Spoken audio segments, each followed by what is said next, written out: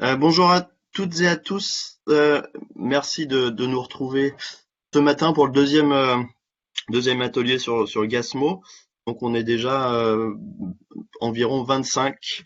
La dernière fois on était 45 environ.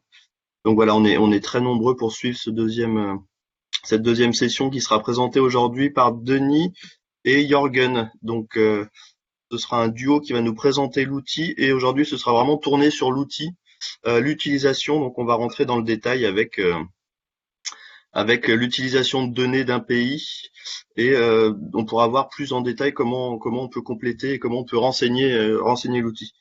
Par rapport à l'organisation d'aujourd'hui, donc la dernière fois, on a eu quelques soucis sur le questionnaire comme vous avez pu vous en rendre compte, en fin de présentation.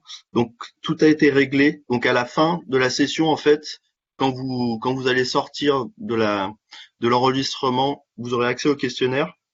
Et cette fois, il y aura plus de soucis comme il y a pu y avoir la première fois. Donc vous pourrez aller jusqu'au bout des questions et vous pourrez le transmettre. Il n'y a pas de souci. Euh, Également pour vous dire que la première session qui a été enregistrée est disponible sur la chaîne YouTube de iCat. Donc on pourra mettre le lien dans le chat, mais normalement c'est facile à trouver.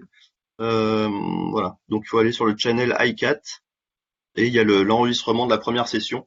Et on fera ça pour l'ensemble des sessions, donc pour les 5 sessions. Donc voilà, vous pourrez les regarder à nouveau pour prendre en main l'outil. Également, vous pouvez nous dire dans le chat si vous avez déjà commencé à télécharger l'outil, si vous avez commencé à le regarder, si vous avez eu des difficultés, des choses comme ça, donc pour qu'on puisse répondre s'il y a eu des difficultés. Et le but également, c'est que dans les 2 semaines qui arrivent jusqu'à la troisième session, vous puissiez utiliser l'outil justement pour qu'à la prochaine session, on puisse discuter de votre retour d'expérience, des données que vous avez utilisées, des difficultés que vous avez eues potentiellement. Donc on puisse échanger aussi sur votre retour d'expérience. Et même par la suite, si certains interlocuteurs sont intéressés par faire un retour d'expérience pendant l'atelier du cluster francophone qui aura lieu en février, c'est avec grand plaisir. Donc n'hésitez pas à nous contacter là-dessus pour nous faire des retours d'expérience et on pourra justement pendant l'atelier continuer les discussions. Donc l'atelier qui vient après les 5 sessions, je vous le rappelle, hein. Donc ça c'est pour l'utilisation de Gacmo, surtout pendant les 2 semaines qui arrivent, n'hésitez pas à l'utiliser pour qu'on puisse en rediscuter. Euh, pour vous rappeler aussi toutes les questions, s'il vous plaît, essayez de les poser dans le chat. Voilà, le Q&A, on va pas forcément l'utiliser. On suit quand même ce qui se passe s'il y a des questions, mais essayez d'utiliser de préférence le chat pour qu'on arrive bien à suivre toutes les questions. Et pour l'organisation, il y a donc Jorgen qui va faire des présentations. Denis reprendra à chaque fois les éléments. Voilà, donc comme ça, ce sera très clair effectivement. Et on va commencer par la présentation de 3 fiches de l'outil. Donc la fiche hypothèse, la fiche bilan initial, la fiche croissance. Si vous avez des questions, n'hésitez pas à les poser pendant la présentation sur le chat. Et à la fin de la présentation des 3 fiches, qui va durer entre 25 minutes, une demi-heure, on fera une pause pour justement poser les questions. Voilà, donc on va faire un temps de présentation, questions, et puis après on reprend la présentation et un nouveau temps de questions.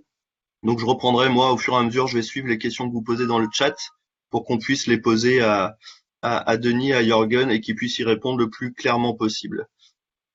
Juste pour finir, c'était prévu 1 heure, mais on s'est rendu compte qu'1 heure c'était un peu court, notamment avec toutes les questions qu'on a. Donc on va plutôt prévoir 1 heure, on va partir sur 1h15, 1h30, pour être sûr que tout le monde ait le temps de poser ses questions et qu'il y ait une vraie interaction.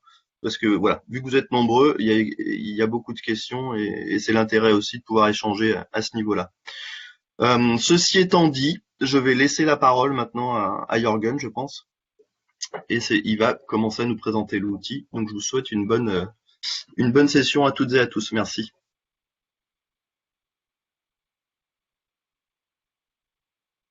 Merci Julien. Donc avant de passer la parole à Jürgen, c'est Denis ici, donc je vais partager l'écran. Vous devriez maintenant voir notre écran. Est-ce que c'est bien le cas? Pas encore.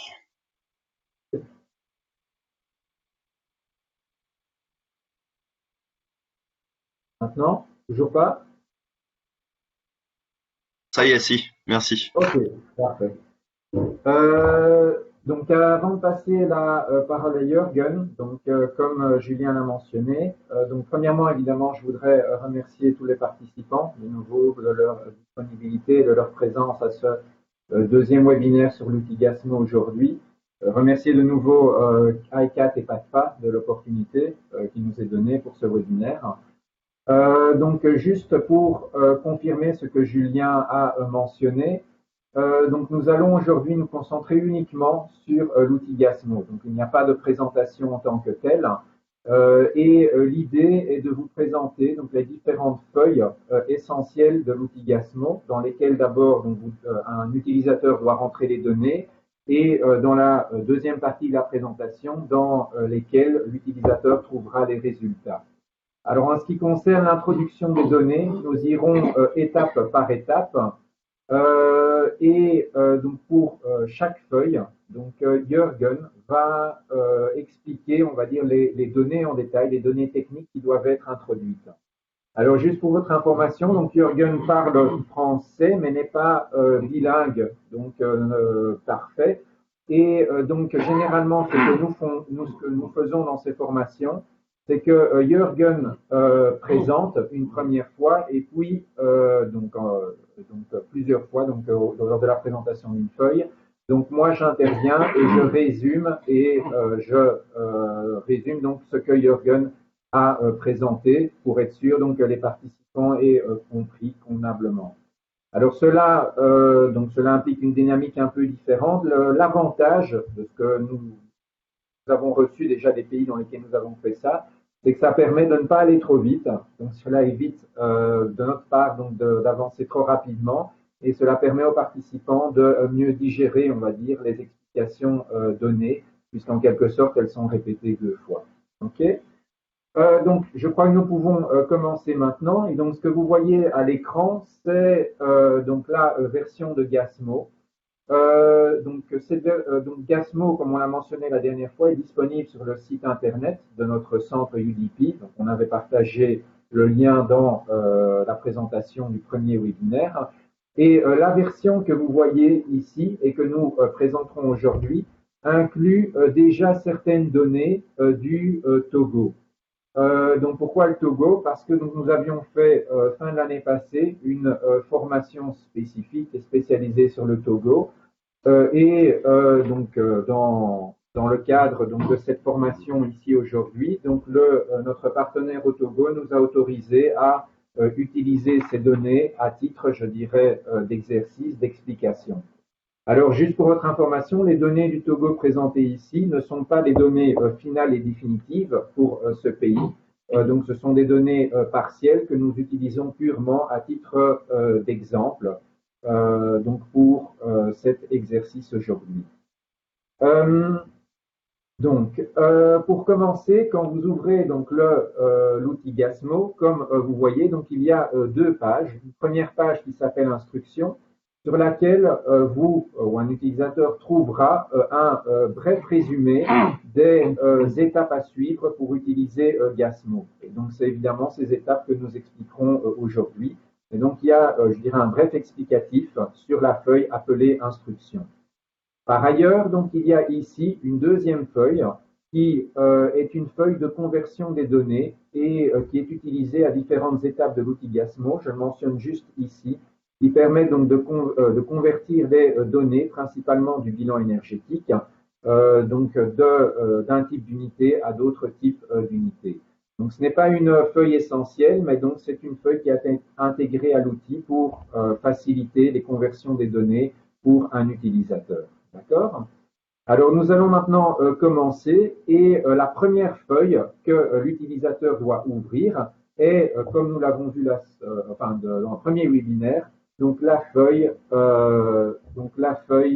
hypothèse. D'accord? Voilà. Donc maintenant, vous devriez avoir la feuille hypothèse affichée sur votre écran. Et donc, je vais ici donner la parole à Jürgen, comme j'ai mentionné, qui va vous expliquer plus en détail le type des données trouvées et à introduire sur cette feuille. Et je répéterai donc après Jürgen. D'accord? Oui, bonjour à tous les 30 participants. Cette feuille très important parce qu'on peut voir ici qui est le pays qu'on a travaillé avec ici, c'est Togo, et aussi les données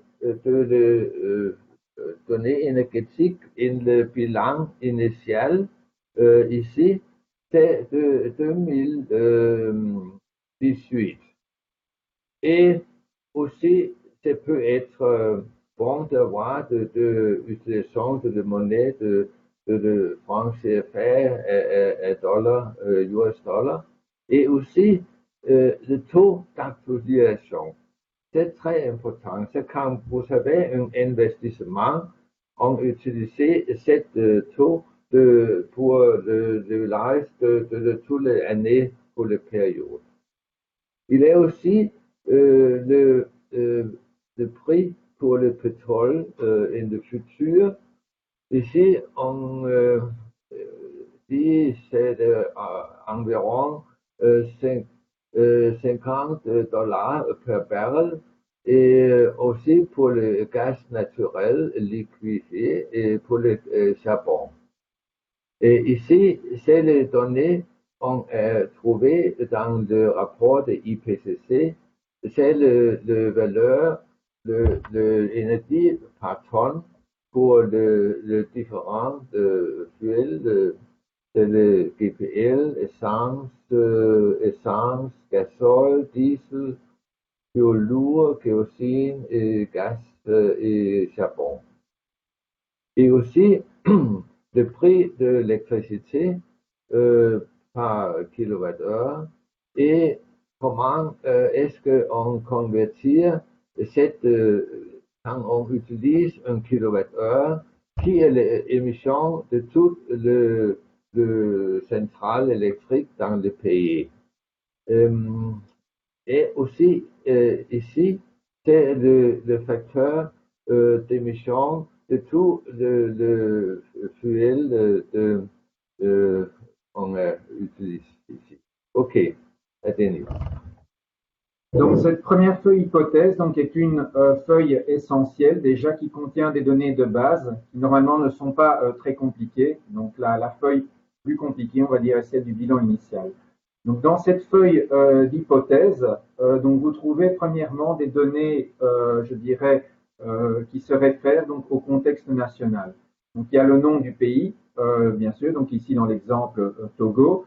Il y a l'année de référence, dans l'exemple ici 2018, et cette année de référence, comme nous l'avons vu dans le premier webinaire, est l'année donc qui sera utilisée par l'outil donc comme année de référence et correspond normalement à l'année du bilan énergétique utilisé dans le modèle GASMO, donc qui est normalement l'année la plus récente pour laquelle vous possédez ou le pays possède des données de ce bilan énergétique.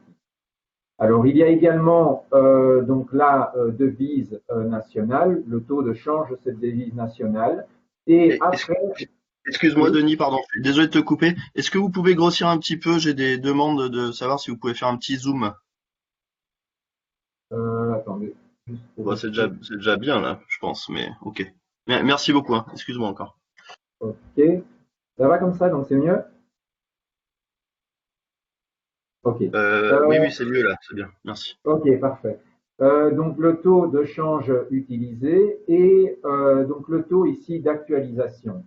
Alors le taux d'actualisation est très important parce qu'il est utilisé dans le modèle en relation avec l'estimation des coûts.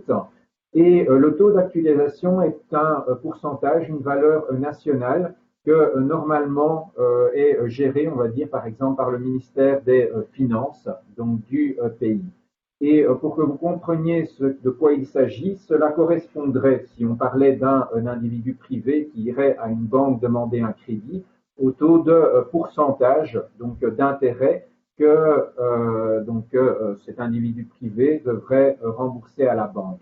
Donc cela, je dirais, tient compte de l'évolution de la monnaie au cours donc des années futures et de la variation, on va dire, de la valeur de cette monnaie. Comme je le mentionnais, normalement, cette donnée est gérée par le ministère des Finances. Donc, généralement, vous pouvez vous référer à ce ministère pour l'obtenir. Je sais que dans certains pays, et j'ai vu qu'il était également ici aujourd'hui. Donc, dans certains pays, certains utilisateurs la calculent en tant que telle. Par exemple, je sais que l'IBAS, donc de Enda Energy au Sénégal, qui est, je crois, également présent aujourd'hui, a fait lui-même, je dirais, un calcul pour estimer ce taux d'actualisation. Et il peut éventuellement partager son expérience avec vous là-dessus lors de la pause question. Alors, en plus de ces données de base, donc l'utilisateur va devoir introduire donc le prix donc de l'énergie pour donc toute la période future. Donc le prix pour le pétrole brut en dollars par baril, du gaz naturel liquéfié et du charbon, puisque normalement ce sont je dirais les combustibles typiques utilisés dans les mix énergétiques. Alors, il y a ensuite, l'utilisateur va devoir introduire le prix des carburants donc utilisés dans le mix énergétique du pays. Et ces valeurs doivent être introduites ici dans les cellules indiquées en jaune dans cette feuille. Alors, il est important, si je confirme avec Jürgen, c'est que le prix des carburants qui doivent être introduits sont avant taxes et subsides.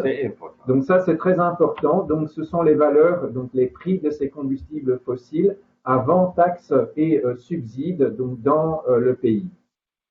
Donc il y a encore comme données de base le prix de l'électricité. Le prix de l'électricité dans votre pays en dollars par kilowattheure et le facteur d'émission du réseau national ou du réseau pris en compte lors donc de l'utilisation de l'outil Gasmo. Ok. Donc ceci sont les données de base, on va dire, à introduire par donc l'utilisateur. Enfin, donc sur cette feuille, vous trouvez également les facteurs d'émission des différents combustibles fossiles, ainsi que le potentiel de donc le greenhouse gas warming potential, donc le potentiel de réchauffement du gaz. Et ces données, typiquement, donc ici, lorsque vous utilisez le modèle Gasmo, sont des données par défaut trouvées donc dans les méthodologies de l'IPCC. Donc, elles sont indiquées en jaune, donc elles peuvent être modifiées si pour une raison quelconque vous ou un utilisateur souhaite le faire. Mais donc en théorie, ce sont déjà les données par défaut présentées dans les méthodologies de l'IPCC. Donc ceci est la première feuille, donc qui est la feuille, je le répète, dans laquelle les premières données de base, principalement des données économiques, sont à introduire par un utilisateur. Nous passons maintenant à la deuxième feuille, qui est la feuille bilan initial. Donc, qui est la deuxième feuille, je vais aussi ici un peu l'agrandir, qui est la deuxième feuille essentielle dans laquelle un utilisateur va devoir introduire d'autres données de base. Je repasse la parole à Jürgen. OK. Ici, on peut introduire valeur en terajoules pour tout le secteur, pour beaucoup de secteurs de l'industrie. Et quand on parle, à part le secteur, pour chaque secteur industriel, on peut faire pour toutes les industries diverses. Et aussi, il y a 4 lignes pour le transport en route, en rail, air domestique. Le air international, c'est pas dans l'émission de le pays. Et les navigations nationales. Et on a aussi une ligne pour les ménages, pour les services, pour l'agriculture et pêche et some autres secteurs. Mais il y a des colonnes pour différentes fuels, GPL, essence pour carburéteur, et c'est pour l'avion. Le diesel, le fioul lourd, le kérosène et aussi une colonne ici, un total. comme Dennis a dit, les valeurs qu'on peut introduire est toujours dans le sel jaune. Ici, il y a des formules dans le sel blanc. Ici, c'est le somme de cette colonne. Et aussi, on a une colonne pour charbon, pour lignite, pour gaz, pour coke et pour coke de pétrole. Et ici, le total pour tout le fuel. Maintenant, on n'a pas un bilan énergétique de TerraFuel, mais on a dans beaucoup de pays le bilan énergétique dans le kilotonnes équivalent pétrole. On peut commencer avec cette unité. Quand on introduit un TerraFuel, il va convertir un kilotep avec ces facteurs ici. Et dans cette table, il y a aussi une autre importante colonne pour les données. C'est la consommation d'électricité en gigawatt-heure. Ici, on peut introduire les valeurs pour les consommations d'électricité dans le secteur. Et le total est ici. Et la production est ici, c'est pour le fossile, le pétrole, le gaz naturel et aussi un important d'autres pays. Ici, une information de l'importation de Ghana et Côte d'Ivoire. Ici, le renouvelable, un total de 5 gigawattheures et ici, le total pour la production, cette valeur c'est plus grande pour la consommation parce qu'il y a une perte. Et la perte est 15%. Et ici, c'est aussi important de voir l'efficacité. On peut calculer l'efficacité parce qu'on connaît ici la consommation dans les centrales fossiles et on connaît la production de l'électricité. Le modèle peut calculer l'efficacité. OK. Après ça, le modèle converti, c'est utiliser consommation d'énergie et émission. Et ici, on peut voir le résultat des tonnes CO2. Et ici, on a le même secteur et le même fuel. Et le total est maintenant cette valeur en tonnes CO2 par année. C'est kilotonnes CO2. C'est 1 million de tonnes. Et après, il y a beaucoup d'autres émissions.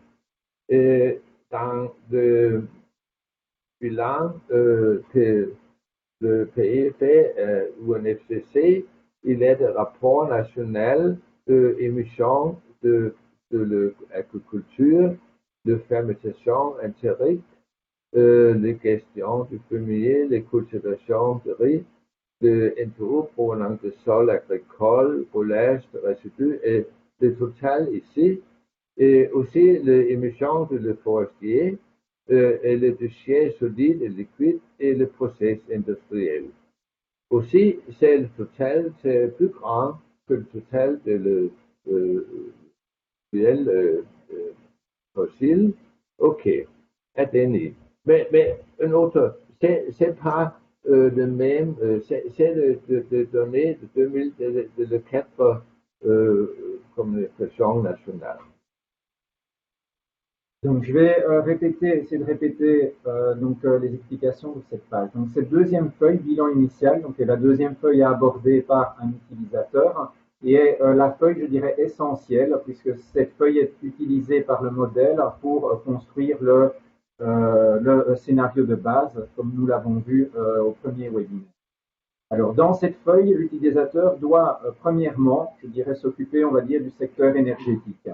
Et le secteur énergétique dans Gasmo est introduit ou, je dirais, géré à travers donc, du bilan énergétique donc, du pays. Donc, ce que dans cette feuille, l'utilisateur doit faire, c'est introduire donc les données du bilan énergétique du pays. Et pour ce faire, donc nous avons le modèle Gasmo donc inclut les différents, on va dire, catégories d'activités dans lesquelles donc des activités énergétiques peuvent avoir lieu. Donc la première table que vous voyez est la table qui inclut le bilan énergétique en tétrajoules. Donc dans cette table, l'utilisateur va, pour chaque combustible fossile évidemment pertinent ou utilisé dans son mix énergétique de son pays, va devoir, pour chaque catégorie, introduire donc la quantité en tétrajoules donc des différents combustibles fossiles utilisés donc pour chaque catégorie d'activité. Donc comme Jürgen mentionnait, donc vous voyez qu'il y a donc évidemment la ligne sans utilisation d'énergie dans les centrales fossiles. Donc il y a évidemment les activités énergétiques liées au secteur de l'industrie, par exemple ici, du transport, route, donc train, air domestique. Donc Jürgen mentionnait que le transport aérien international n'est pas pris en compte, il n'intervient pas dans le, on va dire, dans le bilan des émissions donc du pays. Donc il y a la navigation et ensuite donc il y a les activités énergétiques liées aux ménages, donc aux maisons privées, donc dans les services, agriculture, pêche et également production matières premières chimiques. Donc les cellules à remplir par un utilisateur sont les cellules indiquées en jaune. Donc l'utilisateur mettra les valeurs en tétrajoules donc, dans ces cellules en jaune et le modèle donc calcule donc le total en tétrajoules donc le produit pétrolier. Donc c'est fait automatiquement dans cette colonne. L'utilisateur indique également pour les autres combustibles comme charbon, lignite, gaz, coke et coke pétrole. Et le modèle, dans la colonne N, calcule la totalité de l'énergie, on va dire, totale en tétrajoules, correspondant aux différentes catégories d'activités donc dans le mix énergétique du pays. Alors maintenant, ce qui se passe donc dans cette deuxième colonne, c'est que très souvent, donc un pays parfois ne possède pas les données du mix énergétique en tétrajoules, mais les possède en kilotonnes équivalent pétrole. Alors si c'est le cas, l'utilisateur introduit directement ces données dans cette table. Si jamais l'utilisateur a introduit les données en tétrajoules dans la table précédente, le modèle Gasmo, en utilisant donc les facteurs de conversion ici, introduits dans la ligne 32, convertit donc le mix énergétique de tétrajoules en kilotonnes équivalent pétrole. Et donc vous retrouveriez donc l'équivalent de votre table en tétrajoules exprimé en kilotonnes équivalent pétrole ici dans cette table. Alors dans le cas du Togo, ils avaient, donc, comme vous le voyez, introduit leur mix énergétique directement en kilotonnes équivalent pétrole parce qu'ils possédaient ces données dans cette donnée, les données dans ces unités. Alors, ce que j'ai oublié de mentionner, c'est que le mix énergétique, typiquement, sont des données qu'un utilisateur trouvera dans les rapports donc, du ministère de l'Énergie. Donc, ces données, comme par exemple dans le Togo, ces données ont été trouvées, ou en tout cas fournies par le Togo, à partir donc d'un rapport donc, qui s'appelait Système d'information énergétique, qui est un rapport annuel que le ministère de l'Énergie au Togo, je dirais, publie. D'accord ? Donc, ces données, donc, comme je le mentionnais, typiquement, vous les trouverez en vous adressant au ministère de l'Énergie. Alors, dans cette deuxième table, comme Jürgen l'a mentionné, en plus donc, du bilan énergétique lié à l'utilisation des combustibles fossiles, l'utilisateur, dans la colonne O, devra indiquer également la consommation d'électricité en gigawatts-heure pour ces mêmes différentes catégories d'activités. Donc, comme par exemple pour le Togo, vous le voyez, donc ils n'ont pas rempli chaque ligne, ils ont rempli que les lignes pertinentes dans leur contexte national. Et le Gasmo ici, à la ligne donc à la ligne 36, donne la consommation d'électricité totale donc en gigawattheure, donc utilisé donc par le Togo. Alors, dans la ligne, dans la colonne haut, l'utilisateur devra également introduire les valeurs de production d'électricité en gigawattheure. D'accord. Par exemple, pour le Togo, ils l'ont fait pour le pétrole, gaz naturel, ils n'ont pas fait pour le charbon. Apparemment, ce n'est pas un combustible pertinent dans leur mix national. Mais si c'est le cas pour votre pays, bien sûr, vous introduisez des valeurs également pour la limite, le charbon ou le nucléaire, si dans votre pays, il y a une production d'électricité à partir de sources nucléaires. Alors, il y a également une cellule ici qui représente, enfin, dans laquelle l'utilisateur doit introduire donc, les importations nettes d'électricité de votre pays. Dans l'exemple ici, donc, nous avons des importations, donc, vous voyez, il y a une note qui était apparu, donc c'est pour savoir où nous avions trouvé les valeurs, donc à partir par exemple du Ghana et de Côte d'Ivoire. Également, production d'électricité en gigawattheure, si c'est le cas, à partir de technologies d'énergie renouvelable, par exemple l'hydro, éolien, solaire, biomasse ou géothermie. Donc de nouveau, l'utilisateur ne remplit que ce qui est pertinent dans son contexte national. Et donc, ce que fait alors Gasmo dans cette table, c'est convertir donc ce bilan énergétique, consommation d'électricité, production d'électricité, et donc calcule également donc la part de production à partir donc, des différentes sources de production d'électricité et l'efficacité également donc de production d'électricité à partir des différentes sources. Alors, comme vous le voyez ici, donc là, il y a une différence entre la production d'électricité de gigawattheure et la consommation d'électricité. Et cette différence est due aux pertes que donc le modèle calcule sur base donc, de la différence évidemment de ces deux chiffres et qui est également utilisé pour calculer donc, ces valeurs d'efficacité.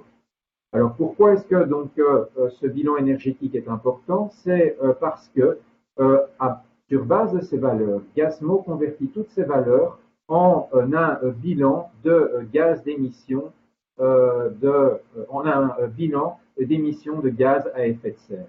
Donc ça c'est fait automatiquement. C'est après avoir introduit les valeurs donc, dans les deux tables précédentes, le modèle convertit donc toutes ces données automatiquement dans un, donc je le répète, dans un bilan d'émissions de gaz à effet de serre qui correspondra aux émissions donc de l'année de base, donc ici dans notre exemple de l'année 2018. Alors juste un détail, donc typiquement donc le facteur de conversion, on va dire, utilise une fraction de carbone oxydé de 1. Dans certains pays, ils souhaitent ne pas utiliser la valeur 1 par défaut. Donc, si pour une raison quelconque vous souhaitez la modifier, vous pouvez le faire donc pour prendre en compte ce facteur d'oxydation donc de carbone. Donc, ceci est ce qui doit être fait pour aborder, on va dire, le secteur de l'énergie. Alors, pour couvrir les autres secteurs, l'utilisateur doit simplement introduire ici, dans la table en dessous, les données des émissions spécifiques au secteur ou au sous-secteur indiqué donc ici entre les lignes 88 et 97. Et ces données sont généralement les données donc calculées par le pays lorsqu'ils ont fait leur dernier inventaire. Donc dans le cas du Togo, par exemple, ces données ont été trouvées dans la 4e communication nationale donc de 2018. Et donc, l'utilisateur introduit simplement les données des émissions de gaz à effet de serre retrouvées donc, dans le dernier inventaire disponible. D'accord? Donc, ça, c'est ce que cette feuille bilan initial, je dirais, c'est la façon dont cette feuille bilan initial doit être traitée par un utilisateur. Et comme vous allez le voir, donc je l'expliquerai brièvement après, donc, ces données établissent les émissions, comme je l'ai dit, pour l'année de référence, l'année de base donc, du pays, et vont être utilisées après pour réaliser donc, les projections. Alors, la troisième feuille à aborder par un utilisateur est la feuille croissance. Euh, donc, dans cette feuille croissance, donc il y a la troisième feuille à aborder par l'utilisateur, et là je vais l'expliquer directement, parce qu'il n'y a, je dirais pas de grandes explications à donner. Donc, nous l'avons déjà brièvement abordé lors du premier séminaire.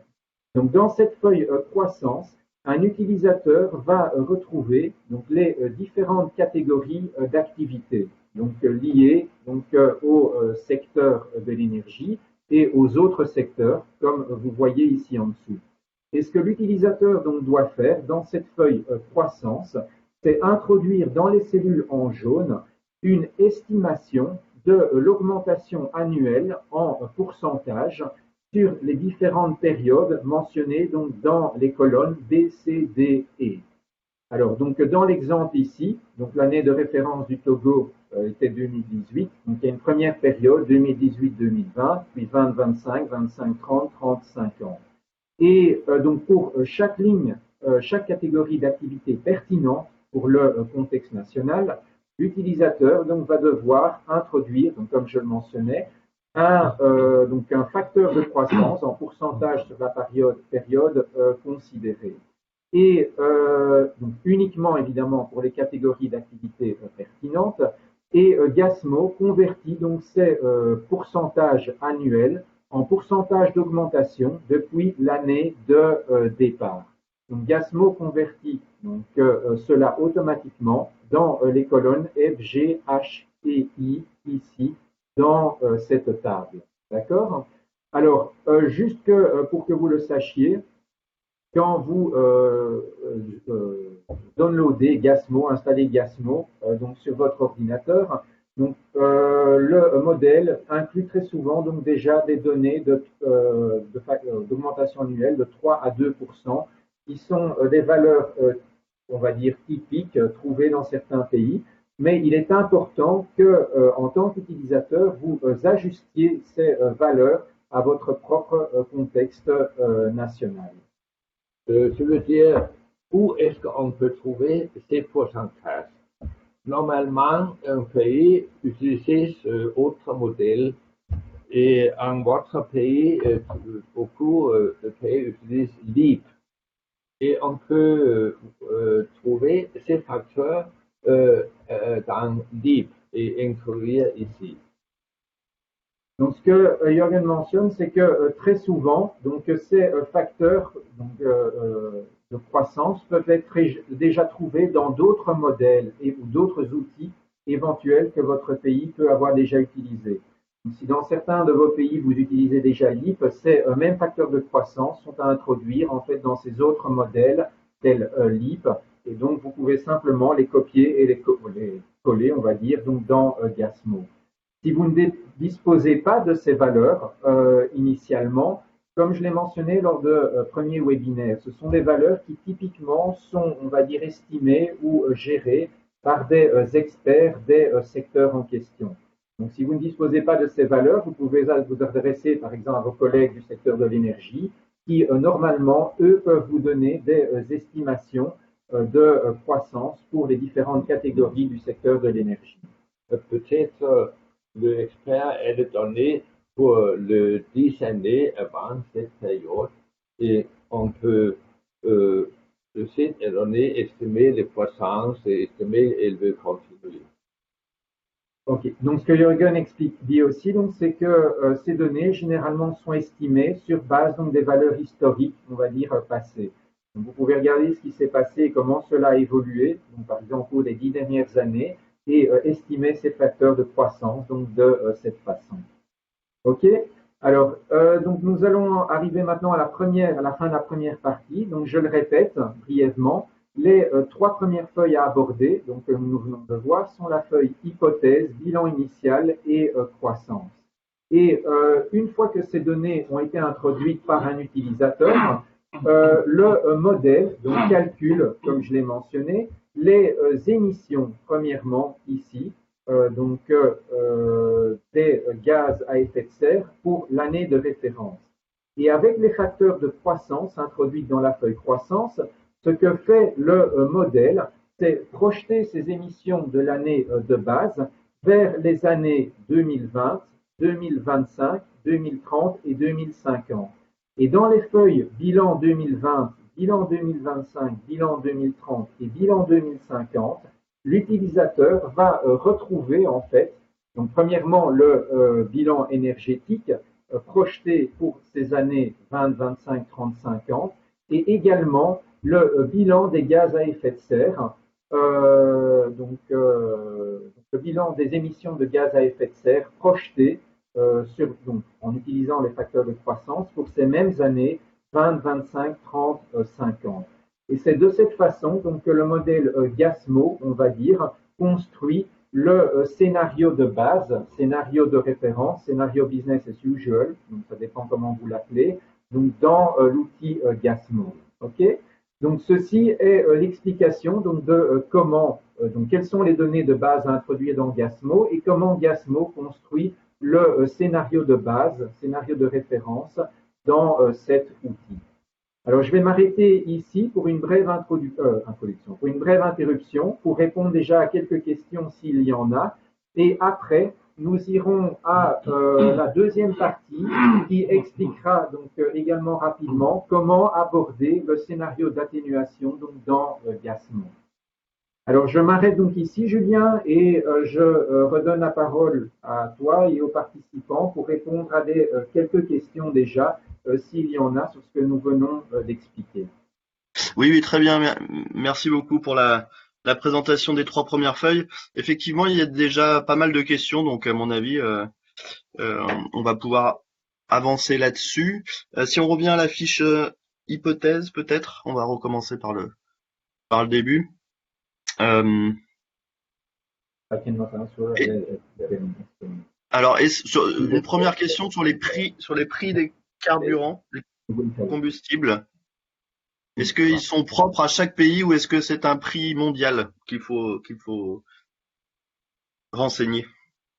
Ok, non, donc c'est le prix national, donc c'est le prix de chaque combustible fossile spécifique donc au pays. Et donc, je le répète, avant taxes et subsides. Et donc, c'est sur base de ces prix, on va dire, donc que GASMO estime les coûts liés également donc à la mise en œuvre des actions d'atténuation. C'est pour ça que ces prix doivent être spécifiques, puisque c'est sur cette base que GASMO donne, on va dire, le prix additionnel ou les économies faites pour un pays donné, donc de la mise en œuvre d'actions d'atténuation spécifiques par rapport donc à donc des actions, des technologies de référence. Donc nous reviendrons brièvement là-dessus lors de la feuille principale 25. Donc sur les coûts. Donc, il y a une question de Neno encore sur les prix des carburants. Il demande si c'est hors taxe ou avec taxe. Donc c'est avant taxe, donc c'est hors taxe et avant subside également si donc sans subside si donc le gouvernement donc subside certains de ces combustibles fossiles. C'est le coût pour le pays. Le coût pour le pays, d'accord. Ensuite, il y a c'est plus une remarque qu'une question, mais effectivement, je pense que c'est intéressant de le mentionner. Il y a une remarque qui dit, afin de remplir facilement ces fiches au départ, les avis des experts dans les secteurs de l'énergie sont plus que nécessaires. Effectivement, c'est un prérequis d'avoir de discuter avec le département énergie quand on voit les informations à compléter. Tout à fait. Donc il y a 2 remarques ici. Donc premièrement, donc donc comme vous l'avez vu, donc parmi les données principales, il y a les valeurs donc du bilan provenant du ministère de l'énergie. Donc il est important de, on va dire, communiquer avec ces experts. Maintenant, comme vous allez le voir également lors du développement donc du scénario d'atténuation, un utilisateur va devoir également faire appel, donc à des experts donc des autres secteurs pour pouvoir, on va dire, identifier et définir les actions d'atténuation. Et donc, ce que je veux dire ici, donc je m'avance un peu et je l'ai déjà dit lors du premier webinaire, Donc l'utilisation de Gasmo doit réellement être pensée comme un processus participatif, dans ce sens que ce n'est pas une personne assise à un bureau qui normalement peut faire Gasmo. Il faut donc que cette personne interagisse et inclue la participation donc d'experts, des experts des secteurs qui seront couverts et abordés par Gasmo. Par exemple, quand je fais le Gasmo pour Eritrea, il était 20 personnes de tous les secteurs. On va à un bureau et une chambre, on reste ici 3 jours et après ça, on a fini tout. Donc, il a organisé l'expérience. Donc, il a fait l'exercice en Érythrée. Et donc, l'équipe était faite, donc, formée de 20 experts, donc, qui couvraient les différents secteurs. Et donc, ça, c'est aussi quelque chose que je n'ai pas mentionné. Donc, c'est que pour avoir un résultat final dans Gasmo, dans la mesure évidemment que vous incluez les experts qui ont les données disponibles, en quelques jours, vous pouvez donc obtenir un résultat final. Donc, c'est un processus qui n'est pas, je dirais, donc très lourd en comparaison à l'utilisation d'autres modèles beaucoup plus complexes.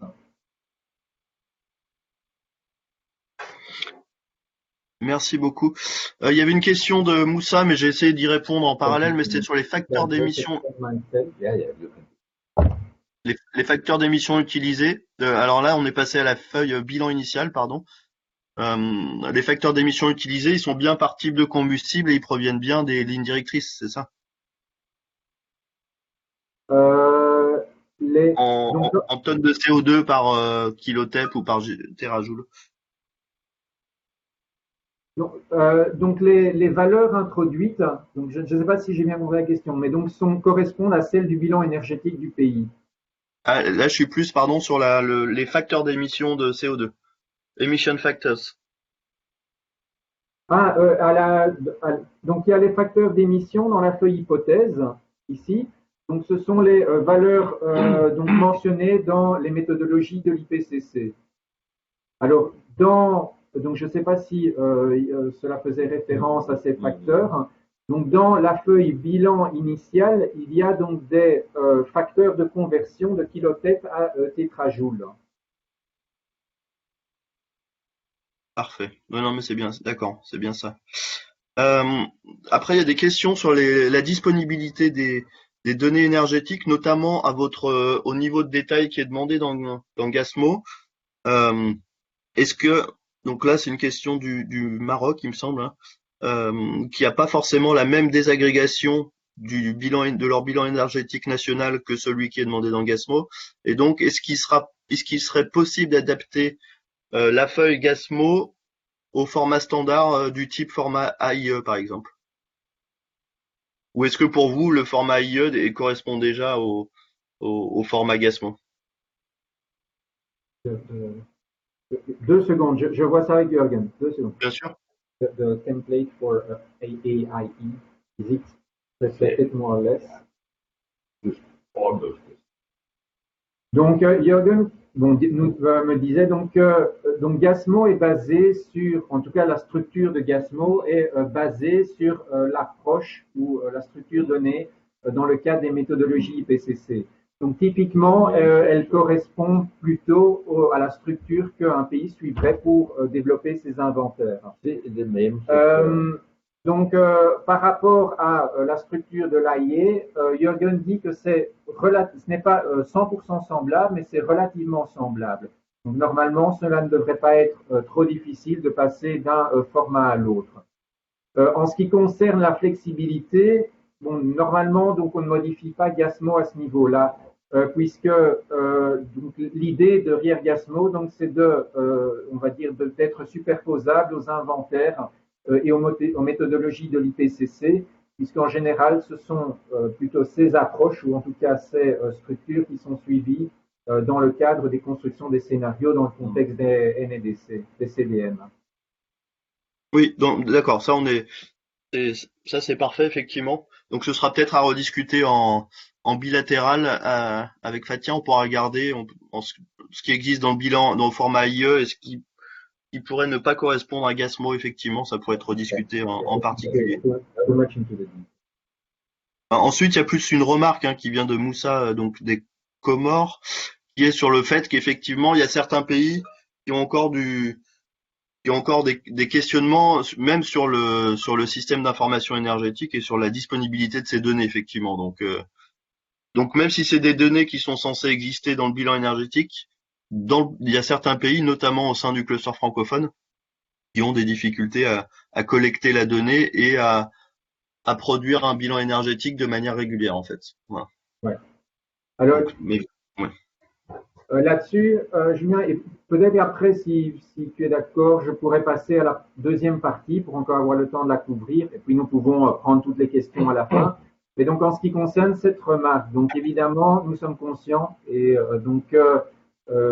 la disponibilité et la qualité des données peut varier d'un pays à l'autre.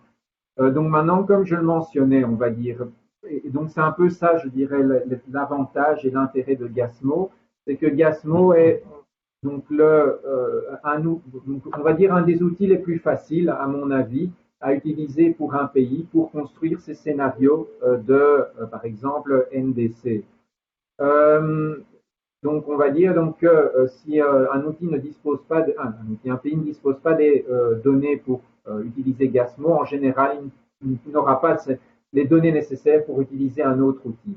Alors, de toute façon, indépendamment de ça, ce qui est important, je crois, lorsque quelqu'un utilise, ou un utilisateur utilise un outil comme Gasmo ou n'importe quel autre outil, c'est d'être conscient des données, de la qualité des données introduites dans le modèle. Évidemment, plus vos données sont fiables, plus les résultats seront fiables. Et si vous ne disposez pas de données fiables, vous pouvez toujours faire l'exercice, cela vous donnera toujours une idée. Mais donc, évidemment, il est important de savoir ce que vous introduisez en tant que données dans un tel outil, parce que cela vous donnera conscience de la qualité, de la fiabilité donc des résultats, évidemment. Peut-être exemple de pays où les données n'est pas disponibles. Nous peut trouver les données dans un système de Enadata, où on peut utiliser ces données. Ce n'est pas les données parfaites, mais on peut commencer avec. Donc, ce que Jürgen disait, c'est que donc dans certains pays où ils ne disposent pas de ces données, même de base énergétique, donc il existe une banque de données que vous connaissez peut-être, qui est Enerdata, on va dire, prononcé à la française, qui est une banque de données construite par l'AIE. Donc qui inclut une banque de données, on va dire, estimée donc pour l'ensemble des pays en termes de données énergétiques.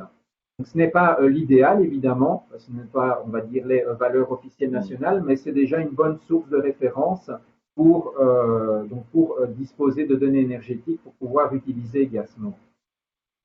Alors malheureusement, je crois qu'il n'y a pas tous les pays mais bon, à vérifier effectivement. Juste peut-être avant de reprendre une dernière question, vu qu'on est sur la bonne feuille, si ça vous dérange pas, ça va être très rapide. C'est dans la cellule Q36, il me semble. Q33, pardon. Quand on télécharge l'outil, c'est indiqué consommation d'électricité. Oui.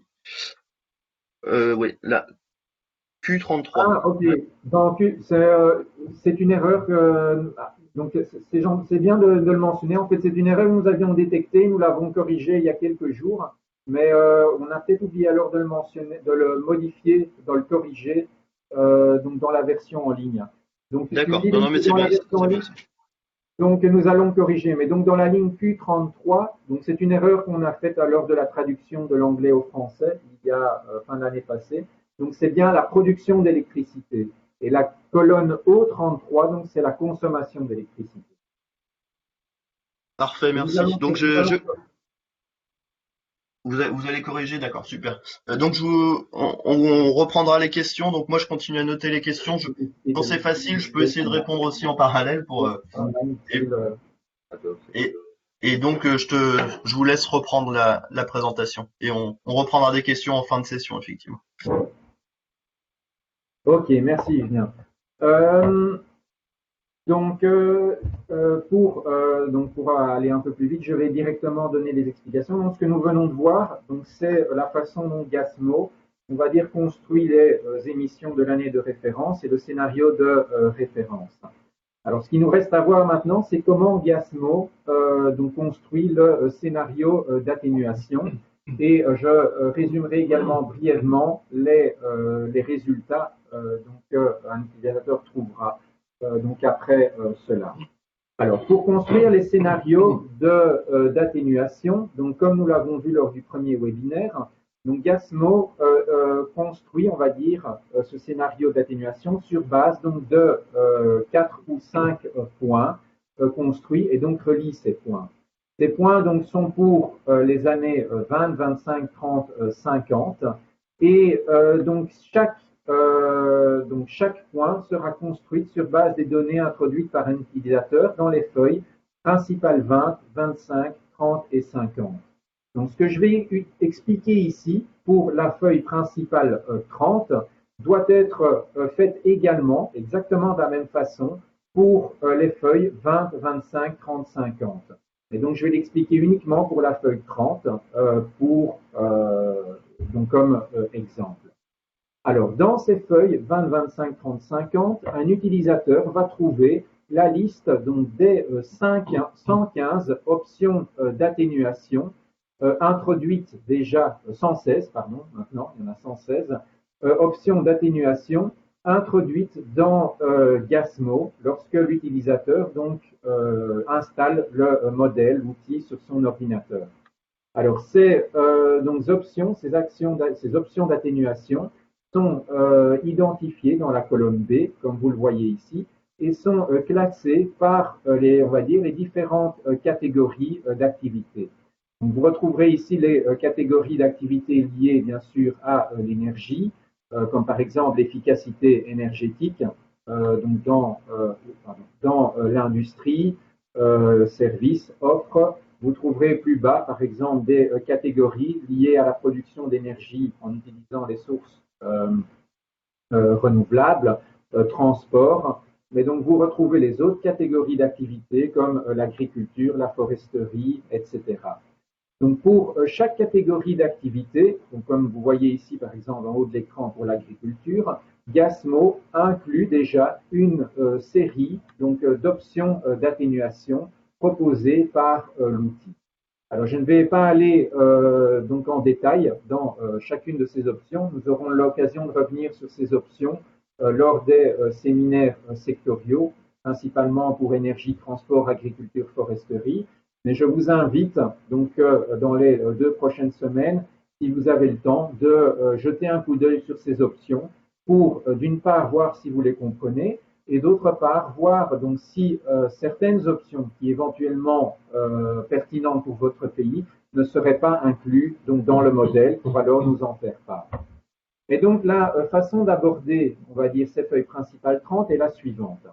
Donc, un utilisateur, pour les 116 options d'atténuation, va devoir identifier donc, les options d'atténuation spécifiques ou pertinentes dans le contexte national de son pays. Donc, par exemple, pour, on va dire, l'efficacité énergétique dans les ménages, donc dans le cas du Togo, ils avaient identifié donc, comme vous le voyez, 3 options d'atténuation a priori pertinentes, on va dire, donc dans cet exercice initial qu'ils avaient fait. Et la chose alors, donc une fois que ces options d'atténuation ont été identifiées, la chose que l'utilisateur va faire est la suivante. C'est que pour l'année, donc puisque nous sommes dans la feuille principale 30, pour l'année 2030, un utilisateur va devoir estimer le nombre d'unités pour l'option d'atténuation spécifique, donc le nombre d'unités qui seront mises en œuvre d'ici l'année 2030.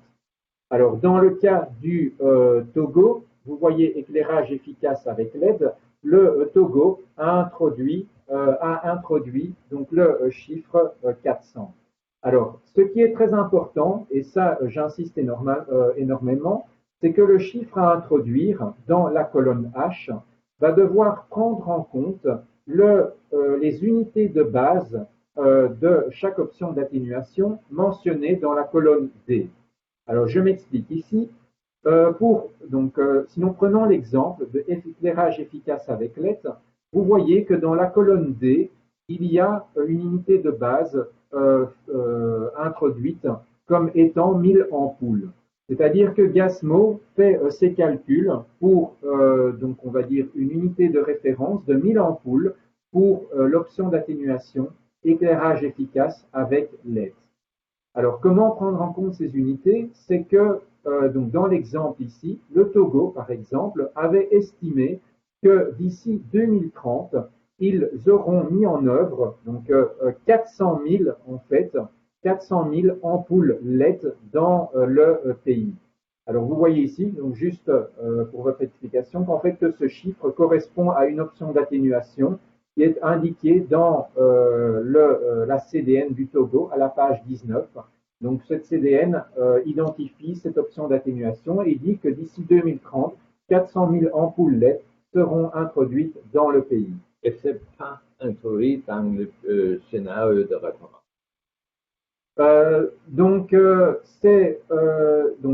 Comme je dis, ces 400 000 ampoules seront mises en œuvre d'ici 2030. Et pourquoi est-ce que nous n'écrivons pas 400 000 dans cette cellule ici? C'est parce que comme l'unité de référence de cette option d'atténuation est 1000, donc vous avez 400 000 qui devront être finalement obtenus. Et vous écrivez donc 400, puisque 400 fois 1000 ampoules donnera 400 000 ampoules mises en œuvre dans le pays. De la même façon, si nous prenons par exemple les poêles à bois efficaces, ils avaient estimé que d'ici 2030, il y aurait 4 millions de poêles à bois efficaces utilisés dans le pays en 2030. Et donc, ils ont introduit ici donc 4257, puisque 4257 fois 1000 poêles, unité du sous-type, donnerait 4 257 000 poêles efficaces mis en œuvre en 2030. Et cette logique donc, que je viens d'expliquer doit être faite pour chacune des options d'atténuation qu'un utilisateur considérera comme essentielles, on va dire, dans son contexte national.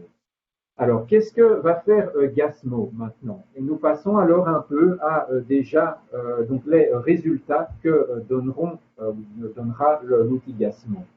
Sur base donc du nombre d'unités ajoutées en 2030, pénétrant en 2030, Gasmo, dans la colonne I, calcule la réduction d'émissions liée à l'option d'atténuation spécifique qui sera obtenue en 2030. Donc vous voyez ici qu'en introduisant 400, c'est-à-dire 400 000 ampoules efficaces en 2030, le Togo réalisera une réduction d'émissions en 2030 de 29,98 kilotonnes CO2 équivalents par an pour l'année 2030 uniquement avec cette option d'atténuation. Pour l'autre exemple, poêle à bois efficace, nous avons donc 9413 kilotonnes CO2 équivalents par an comme réduction d'émissions associée à cette option technologique, à cette option d'atténuation. Et donc dans cette colonne I, vous retrouverez donc les réductions d'émissions en 2030, puisque nous sommes dans la feuille principale 30, liées à chacune de ces options d'atténuation. Dans la colonne J, ce que fait Gasmo, donc c'est la somme en fait de l'accumulation des réductions d'atténuation pour l'ensemble des options d'atténuation sélectionnées par l'utilisateur. Donc ce sont les valeurs accumulées donc en allant de haut en bas dans le modèle. Et dans la colonne K, vous retrouverez donc là le pourcentage de réduction, donc ces valeurs converties en pourcentage de réduction par rapport aux émissions de l'année, donc du scénario de référence pour l'année 2030. Alors, donc, ceci, vous le trouvez en bas de la colonne. Donc, vous voyez que avec l'ensemble des options d'atténuation que le Togo a sélectionnées, donc, donc le Togo aurait obtenu ou obtiendrait une réduction totale de 18 892 kilotonnes CO2 équivalent par an en 2030, correspondant à une réduction de 31% de ces émissions totales par rapport aux émissions de l'année du scénario de référence en 2030, qui, calculées sur base donc, des données que nous avons vues lors de la première partie de ce webinaire, donnerait 60 930 kilotonnes CO2 équivalent. Donc ici, ce sont déjà donc une première série de résultats que vous donne Gasmo. Je le répète, donc ici dans la colonne, dans la ligne 121, les émissions totales de votre scénario de référence pour l'année 2030 en kilotonnes CO2 équivalent, qui sont directement reprises donc, de cette feuille bilan 30 donc, que j'ai mentionné avant. Donc, et les autres résultats étant donc, la réduction totale en kilotonnes CO2 équivalent obtenue par la mise en œuvre des options l'ensemble des options d'atténuation et la fraction, le pourcentage de réduction. Alors, donc ceci est la première série des résultats obtenus. En plus, sur cette même page, sur cette même feuille, d'autres résultats importants peuvent également être visualisés, qui sont les résultats économiques. Alors, donc, sur base des données économiques introduites précédemment, pour chacune de ces options d'atténuation, Gasmo vous donne donc le coût d'investissement et le coût de mise en œuvre additionnel ou, on va dire, économisé par rapport à la technologie de référence. Alors, comme vous le voyez ici, donc pour, par exemple, on va prendre, c'est l'exemple le plus facile, éclairage efficace LED.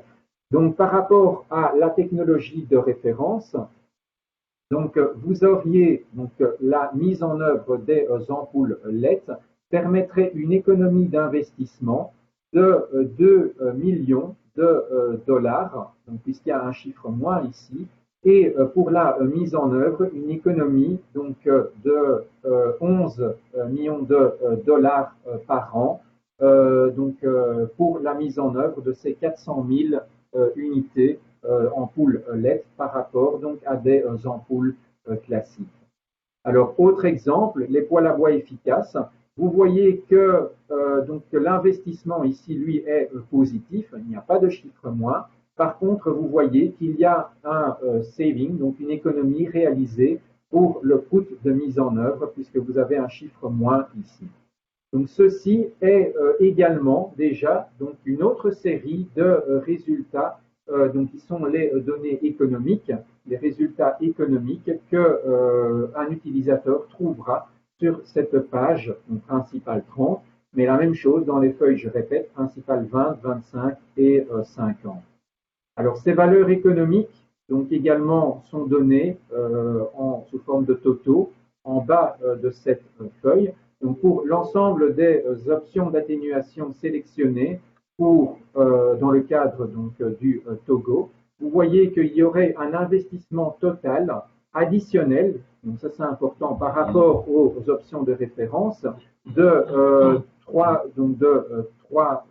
165 millions de dollars, mais on va dire ce coût additionnel est compensé d'une certaine façon par une économie, un saving réalisé lors de la mise en œuvre de l'ensemble de ces options d'atténuation de moins, donc une économie évidemment, 9 157 également millions de dollars par an. Okay, donc ceci est donc les premières séries de résultats qu'un utilisateur va trouver donc, dans Gasmo. Alors, l'autre grande série de résultats se trouve ici, en bas de la feuille croissance.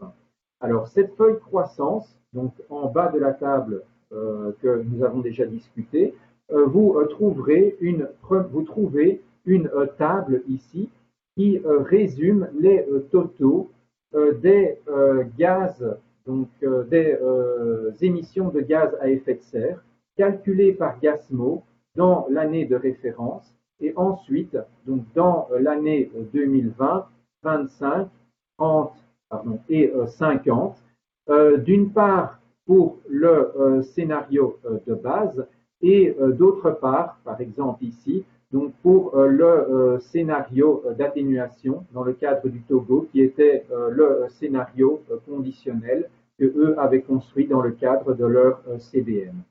Donc sur cette page, donc une fois que vous avez rempli les feuilles hypothèses, bilan initial croissance, et une fois que vous avez également rempli les feuilles 20, 25, 30, 50 principales que nous venons de voir, donc le modèle Gasmo construit, donc comme je l'ai mentionné lors du premier webinaire, donc les scénarios, les courbes correspondant au scénario ici de base et au scénario d'atténuation conditionnelle dans le cadre du Togo. Si vous construisez un autre scénario, par exemple un scénario inconditionnel, donc vous auriez alors une troisième courbe qui apparaîtrait donc dans ce graphique. Okay. En plus, je le mentionne rapidement, en bas donc de ce graphique, vous avez, donc, puisque cela avait été posé lors du premier séminaire, une subdivision sectorielle des émissions dans le scénario de base pour le pays. D'accord. Donc, comme je le mentionnais, si jamais vous êtes intéressé par un seul secteur, vous pouvez faire l'exercice que nous venons de voir, par exemple uniquement pour le secteur de l'énergie. Et vous aurez évidemment alors des courbes correspondant uniquement au secteur de l'énergie. Vous pouvez le faire également uniquement pour le secteur, par exemple, de l'agriculture, et vous aurez alors des courbes correspondant uniquement au secteur de l'agriculture. Bien sûr, dans ce cas, vous ne devrez alors remplir que les données correspondant au secteur de l'agriculture dans les feuilles bilan initial et croissance, et dans les options d'atténuation, vous devrez alors uniquement sélectionner évidemment les options d'atténuation pertinentes pour le secteur de l'agriculture. Ok. Donc ceci, tout ce que je viens d'expliquer, c'est la façon dont Gasmo construit le scénario d'atténuation. Alors la dernière chose, donc avant de repasser la parole à Julien et aux participants, il y a un dernier résultat que Gasmo également construit et présente, qui est cette fameuse courbe de revenu marginal, donc typiquement connue sous forme normalement par le nom de MAC curve. Alors, une chose importante, c'est que la courbe que vous voyez à l'écran, qui est construite automatiquement par Gasmo, sur base donc des données introduites dans donc les feuilles de référence et les feuilles principales, est donc une courbe qui n'est pas une courbe de coût marginal, mais une courbe de revenu marginal. Alors, quelle est la différence? En fait, il n'y a pas une grande différence. C'est exactement la même chose, sauf que la courbe que vous voyez ici est une courbe qui tient en compte les revenus et pas les coûts. Alors, qu'est-ce que cela veut dire? C'est que normalement, dans une courbe de coûts, on va dire les options win-win, comme je l'ai expliqué lors des premiers webinaires, sont représentées ici en dessous de la courbe donc, des X. Dans le cas d'une courbe de revenus, donc les options win-win sont représentées au-dessus de l'axe des X. Alors pourquoi nous l'avons fait ici comme cela? C'est parce que donc d'un point de vue évidemment d'atténuation, ce qui est intéressant pour un utilisateur, c'est de voir où il peut réaliser des économies et donc lors de la mise en œuvre des options d'atténuation. C'est pour ça que nous avons exprimé les résultats en termes de revenus et non pas en termes de coûts additionnels.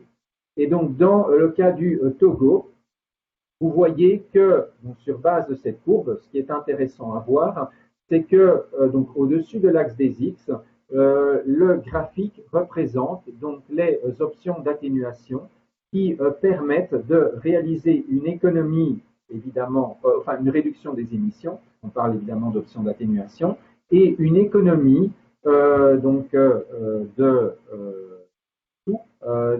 combinant l'investissement et la mise en œuvre des options d'atténuation. Vous le voyez par exemple dans un contexte national, ces options d'atténuation win-win sont liées par exemple à la mise en œuvre de production d'énergie avec des sources renouvelables, par exemple. D'accord. La surface également, représentée pour chacune de ces options d'atténuation, donne également à l'utilisateur une idée, on va dire, de l'impact total en termes d'émissions et de coûts liés à une action spécifique. C'est-à-dire que plus cette surface est grande, plus on va dire l'impact en termes de réduction des émissions est important. Donc ça, c'est le dernier, je dirais, résultat important que Gasmo vous donne, c'est cette courbe de revenu d'atténuation marginale. Et pour la construire, je ne rentre pas dans les détails ici, mais il y a un bref explicatif ici, pour l'utilisateur, qui explique également comment jouer avec l'échelle pour pouvoir visualiser correctement cette courbe. Okay. Alors, la toute dernière chose, en 2 minutes, que je souhaite mentionner pour rappel également, c'est que si un utilisateur est sur ses feuilles, principales 20, 25, 30, vous voyez que les options d'atténuation correspondent à des liens. Alors, si vous cliquez sur le lien d'une de ces options, je vais le faire pour vous montrer, vous êtes renvoyé à ce que nous avons appelé lors du premier webinaire la fiche technologique, qui correspondent à l'ensemble des fiches ici listées, donc à l'écran, agriculture, énergie, biomasse, capture et stockage, ciment, qui correspondent à chacune de ces catégories ici, indiquées dans la colonne A. Donc, je prends l'exemple de l'éclairage efficace avec LED, je clique dessus, et vous voyez que cela me renvoie à la fiche technologique de cette option d'atténuation. Donc ici, évidemment, dans la catégorie efficacité énergétique ménage.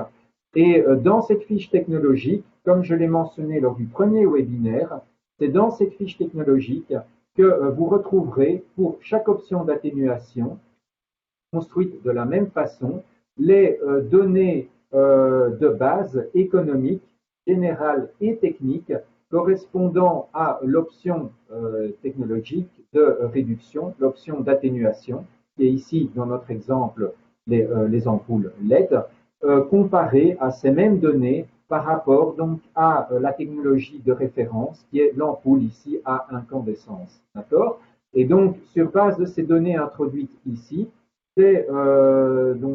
Gasmo va réaliser ces calculs de coûts et de réduction des émissions que nous avons vus, que je viens de vous expliquer, en comparant ici donc les résultats de l'option de réduction LED par rapport à l'option de référence. Alors, juste pour rappel, donc lorsque vous installez Gasmo sur votre ordinateur, donc il y a des valeurs par défaut qui ont déjà été introduites par Jürgen et calculées sur base donc des projets de mécanismes de développement propre, comme je l'ai expliqué lors du premier webinaire. Mais donc, libre à un utilisateur qui se sent capable de le faire, de venir à ces fiches technologiques et d'ajuster en particulier les données indiquées en jaune à des valeurs spécifiques au contexte national. Et en faisant cela, évidemment, l'utilisateur augmentera, on va dire, la précision des résultats obtenus à travers de l'utilisation du modèle Gasmo. Alors je m'arrête ici. Donc c'est ce que nous souhaitions couvrir lors de ce deuxième webinaire. Donc je le répète. Donc nous avons abordé les données de base introduites dans Gasmo, la façon dont Gasmo construit le scénario de référence, la façon dont un utilisateur doit sélectionner et introduire les données pour chaque option d'atténuation, qui est la façon dont Gasmo construit le scénario d'atténuation, et les différents résultats que Gasmo donnera, on va dire, à un utilisateur sur base donc, des données introduites. J'espère que cela a été clair. Donc, nous sommes évidemment disponibles maintenant pour répondre au restant des questions. Mais rappelez-vous, donc il y a trois séminaires encore qui seront organisés dans 2 semaines, en particulier pour les secteurs énergie, transport, agriculture, foresterie, et au cours desquels, donc où Julien expliquera brièvement comment ils s'organiseront, nous pourrons revenir brièvement aux différentes options d'atténuation pour chacun de ces secteurs et au cours desquels aussi nous pourrons répondre aux questions spécifiques sur chacun de ces secteurs. Donc, je m'arrête ici et je redonne la parole à Julien et aux participants. Merci beaucoup, c'était très clair. Il y a pas mal de questions, donc j'y vais directement, notamment si on peut revenir sur la feuille croissance. Il y a une question qui demande si les pourcentages s'appliquent à la consommation, donc j'imagine la consommation énergétique, ou plutôt aux activités. Donc moi j'ai eu l'impression qu'il y a les deux, mais effectivement si tu peux revenir là-dessus. Is it the consumption? Is the energy consumption? Donc les facteurs de croissance correspondent donc au pourcentage de croissance de consommation énergétique dans le cas donc, des premières, je dirais, lignes, dans les sous-secteurs d'activité. Donc par exemple, c'est juste ici, on va dire. Donc il s'agit de la consommation, donc de l'estimation de la croissance de la consommation d'énergie dans le secteur ou le sous-secteur industrie, donc utilisation de carburant pour la production d'acier. La même chose pour la production de produits chimiques. Ok, donc ça c'est dans les premières feuilles et dans les dans les premières lignes. Et dans les dernières lignes, il s'agit de l'estimation de la croissance des émissions dans les sous-catégories d'activités des autres secteurs non énergétiques, en ligne avec, je dirais, les données qu'un utilisateur aura dû introduire dans la feuille bilan initiale. D'accord. Et l'outil considère que le mix énergétique reste identique, c'est ça, dans les projections? The energy mix remains the same in the projection. Oui, donc l'outil, exactement, Julien. Donc l'outil le considère. D'accord. Donc c'est quelque chose d'important, c'est que pour raison de simplification, et donc de nouveau, ça dépend pourquoi vous voulez utiliser Gasmo. Et donc, comme je l'ai mentionné, Gasmo n'est pas un outil de planification énergétique. Donc, Gasmo, pour raison de simplification, je dirais, des données à introduire, ne prend pas en compte, on va dire, les interactions entre les options d'atténuation. Donc, par exemple, si vous avez une croissance, si vous introduisez de la production d'énergie ou d'électricité en utilisant des sources d'énergie renouvelables dans vos scénarios d'atténuation, cela ne sera pas répercuté ou par interaction dans les projections. Ok, sur base de ce que nous avons pu constater, on va dire que cela n'affecte pas de façon significative les résultats des scénarios. Dans le cas bien sûr, donc de construction de scénarios d'émissions de gaz à effet de serre. Donc, ce n'est pas le cas, évidemment, de scénarios de planification énergétique. Donc, je le répète, Gasmo n'est pas un outil de planification énergétique. Merci. Après, il y a une question c'est toujours par rapport au taux d'évolution, notamment sur les consommations énergétiques, de savoir quel pourcentage appliquer en fait. Donc ça, effectivement, c'est toujours les difficultés sur comment compléter avec des données plus nationales que les données par défaut. Donc, pour les facteurs de croissance. Oui, tout à fait, oui. Donc, il y a 2 façons simples. Donc, la première, c'est évidemment de se référer à d'autres outils éventuels dans le cadre desquels le pays aurait déjà utilisé ce genre de données. Donc, typiquement, par exemple, pour les facteurs de croissance énergétique, ce sont des données que, de toute façon, vous retrouverez dans des modèles de planification énergétique. si le ministère ou votre ministère a utilisé ce genre de données, l'idéal est de se référer à ces outils. Le plan B, on va dire, c'est évidemment de demander aux experts sectoriaux. Donc typiquement, des experts donc, du secteur énergétique devraient avoir une idée donc de ces facteurs de croissance pour les années à venir. Et le plan C, on va dire, donc comme Jürgen avait mentionné, une façon de le faire, c'est de regarder les valeurs historiques. Donc de regarder par exemple ce qui, pour par exemple, on va dire le secteur carburant, enfin, utilisation de carburant pour la production d'acier, la façon dont l'utilisation de ce carburant a évolué, par exemple, juste un exemple, entre 2000 et 2015. Et sur base de ces valeurs historiques, vous pouvez estimer un facteur de croissance que vous pouvez réutiliser, on va dire, dans le modèle Gasmo. Donc, ce sont, on va dire, les trois façons ou les trois façons d'estimer ces facteurs de croissance. D'accord. Ensuite, il y a par rapport au taux de change, c'est pour les pays qui n'ont pas un taux fixe pour les devises. Est-ce qu'il y a, parce que là on a vu qu'il y avait il fallait compléter. Est-ce qu'on on me demande si tu peux grossir encore un petit peu aussi pendant que j'y suis.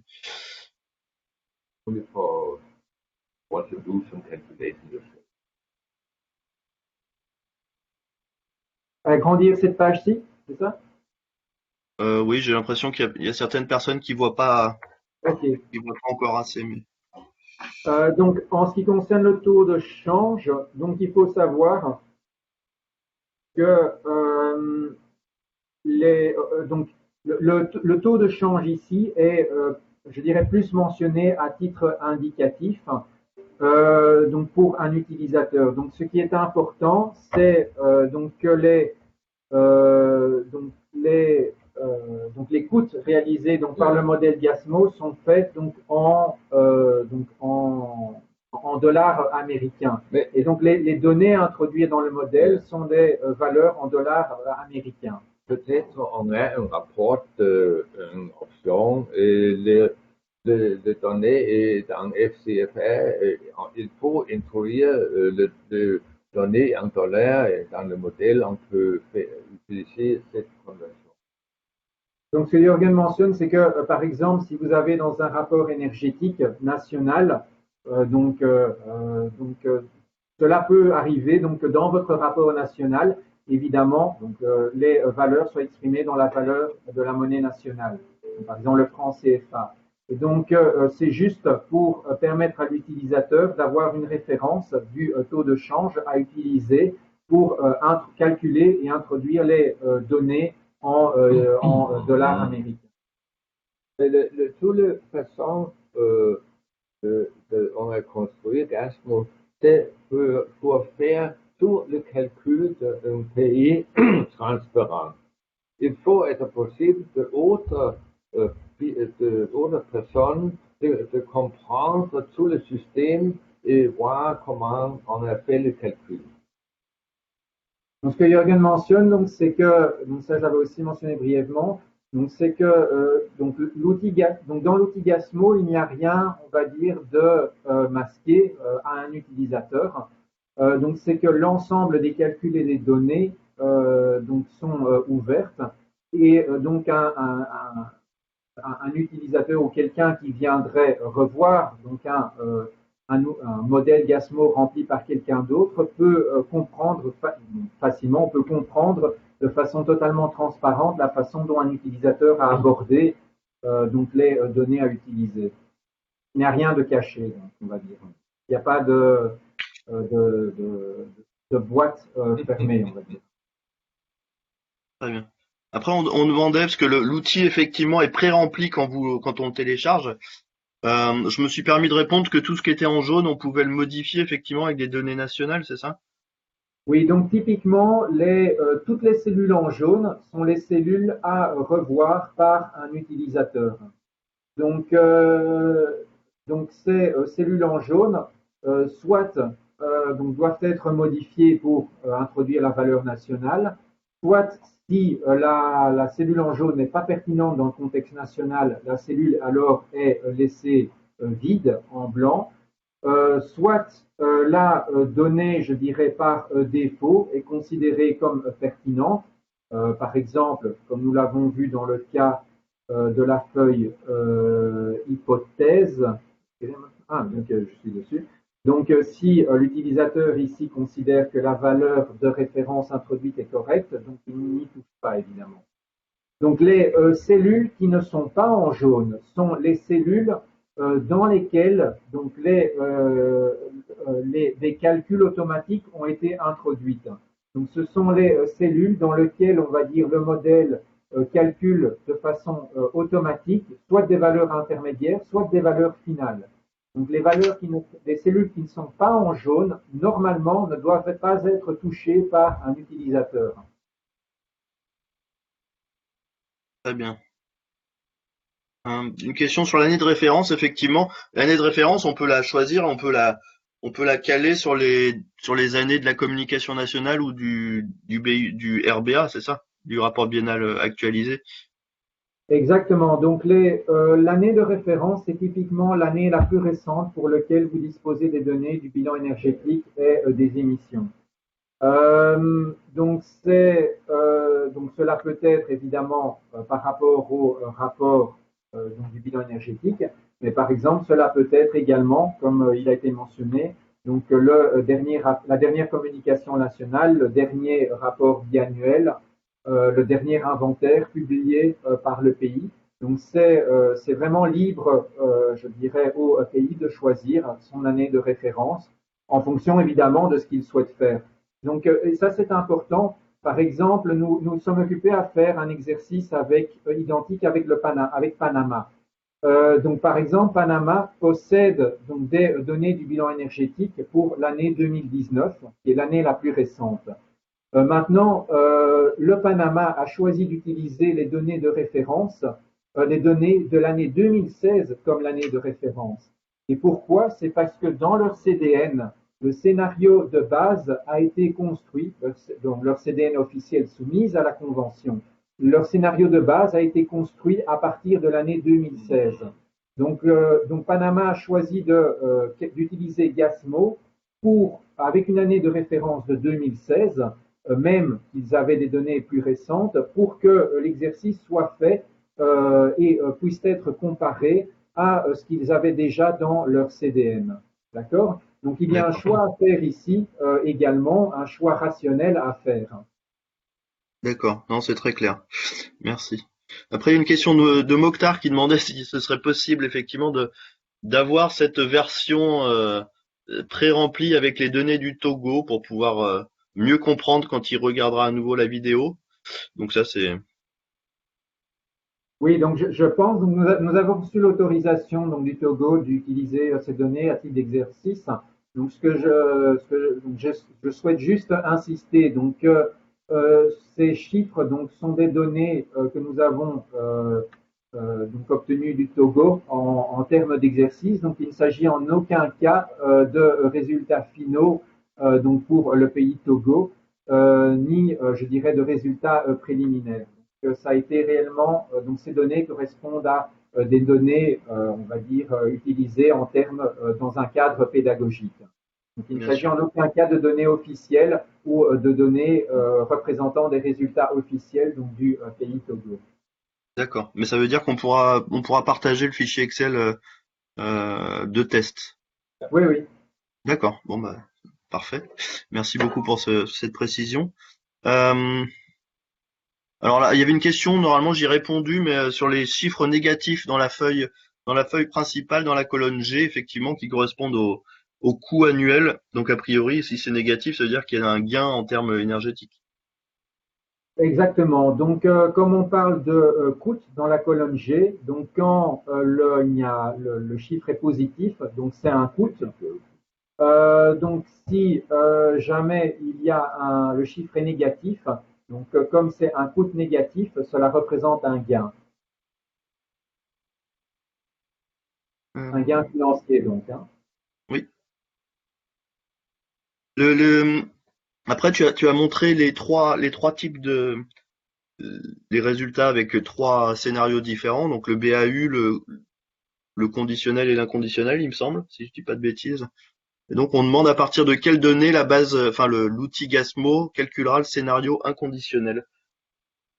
Donc le scénario inconditionnel donc est donc serait je dirais sera calculé sur base donc de données Gasmo introduites par un utilisateur dans le cadre donc d'un scénario inconditionnel. Donc dans le cadre donc du Togo, il n'avait pas fait donc cet exercice. Donc si jamais par exemple vous souhaitez faire construire un modèle Gasmo premièrement pour un scénario conditionnel, vous remplissez donc l'outil, la feuille, le fichier Excel avec vos données du scénario conditionnel. Si vous souhaitez alors faire un scénario inconditionnel, vous ouvrez un nouveau fichier. Alors le scénario de référence, évidemment, vous pouvez copier-coller. Un nouveau modèle Gasmo.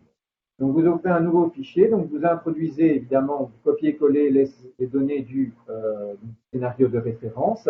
Et dans les feuilles principales 20, 25, 35 ans, vous introduisez alors d'autres données ou des données supplémentaires pour un scénario inconditionnel. Pardon.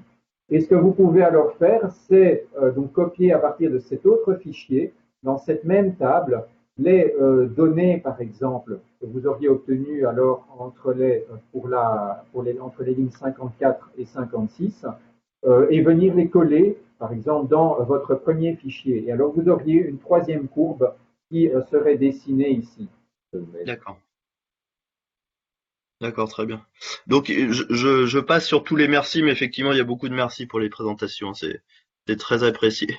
Est-ce que, alors peut-être pas pour aujourd'hui, ce qui reste très peu de temps, mais Hans demande si la prochaine fois ce sera possible de revenir sur la courbe des revenus marginaux.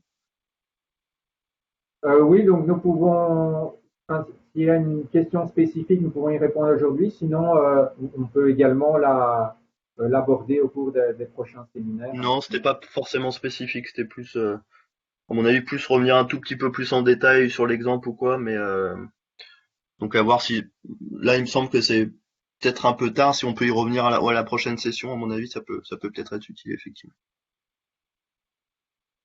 Une autre question, savoir s'il est possible de travailler, si on est sur l'énergie toujours, hein, seulement avec les données énergétiques, sans avoir de données socio-économiques. Est-ce que ça peut fonctionner ou pas l'outil? Non, normalement pas. Bon, la raison de base, c'est que donc je dirais les calculs faits par Gasmo sont vraiment des calculs de base. Euh, Donc, je veux dire que si vous n'introduisez pas, si ce que vous appelez cette valeur, les données socio-économiques, par exemple, donc sont les Alors données. j'imagine que c'est le PIB, la croissance et ce genre de choses. Ah, d'accord, d'accord. Donc deux choses. Donc, en termes de données économiques, si c'est indispensable, on va dire, parce que bon, si vous n'introduisez pas ça, on va dire que autant de toute façon ne pas utiliser Gasmol, c'est un des deux grands résultats que donne Gasmo. Dans la feuille hypothèse, puis également, non, la feuille croissance, je crois c'est. Dans la feuille croissance, ici, il y a au départ donc croissance population et croissance PIB. Alors ces valeurs, donc si la question se réfère à ces valeurs, on va dire, ne sont pas essentielles dans le sens où elles ne sont utilisées par Gasmo que pour calculer ou convertir les données donc des émissions de gaz à effet de serre en tonnes de CO2 équivalent par capita ou par, on va dire, PIB. Donc, si jamais vous n'avez par hasard pas ces données, donc la seule chose qu'un utilisateur perdrait, ce sont ces résultats en termes donc de PIB et de facteur de croissance. Donc c'est juste pour calculer des indicateurs, mais c'est plutôt un résultat final et ça sert pas dans les calculs. Bon, bah, exactement, ça n'intervient pas dans tous les calculs intermédiaires. Très bien. Une toute petite une question sur la feuille, là on arrive presque au bout, hein. Dans la feuille croissance, question sur une erreur de la traduction de français. Il ne s'agit pas du facteur de croissance dans les sous-secteurs industriels d'utilisation du fioul, suivant chaque sous-secteur. Donc dans la feuille croissance, Oui. c'est ça? Est-ce qu'il ne s'agit pas du facteur de croissance dans les sous-secteurs industriels d'utilisation du fioul? Je l'ai pas regardé en parallèle. Non, donc c'est les facteurs de croissance de l'utilisation de fuel dans chacun des secteurs, Facteur de sous-secteurs. croissance et de multiplication.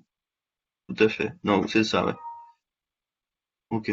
Donc en gros, entre 2015 et 2020, il y a une augmentation de... Typiquement, si on prend le premier, là, entre 2015 et 2020, je vois pas le chiffre, mais ça correspond.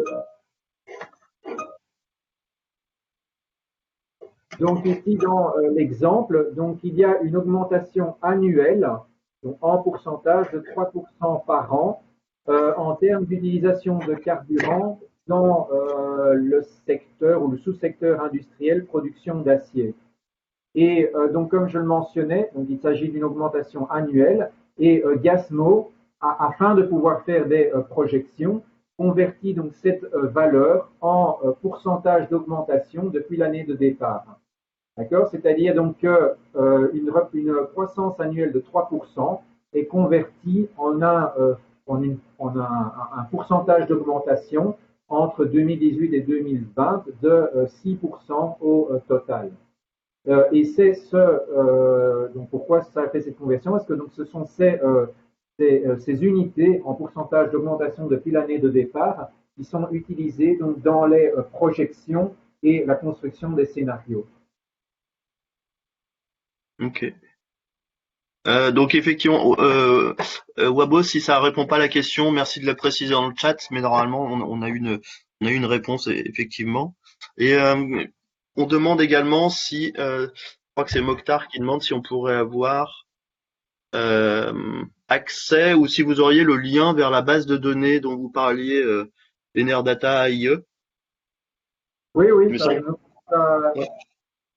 nous pouvons la partager si c'est nécessaire. C'est une banque de données qui est disponible en ligne. C'est cher. Ah, c'est payant, d'accord. Beaucoup.